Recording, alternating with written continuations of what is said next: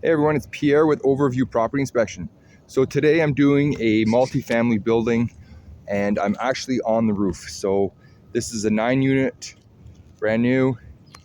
This is the garage suite, double garage suite. Love seeing this. But what I want to talk to you guys about is I often have conversations with investors having the mindset that inspections aren't required on new builds. Now, I personally prefer to actually physically walk the roof if I can get proper access. Now I can't always do that, but there's nothing like actually walking the roof. Drones are very effective tools to check things out, but let me showcase why I like to be on the roof. Okay, so let's start here. Many exposed nails. Okay, now let's look at how they actually cut the shingles around the fence.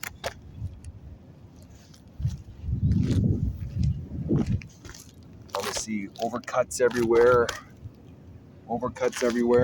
more nails. Now, what I'm seeing is a lot of times what happens is when they put their pump jacks up, they will actually screw their hardware through the shingles. Well, here's some fasteners, some holes that they forgot to fill. Okay, I've got this in many locations. When you're using a drone, you can't always identify areas of concern, such as this valley. Okay, is that metal flashing properly draining downwards, or is there potentially a hump there that will collect water? This is just another new build detail. Having a roof vent in proximity to a valley increases the possibility of water infiltration. I would have liked to have seen this vent, moved over a couple feet. Same thing with this one. Okay.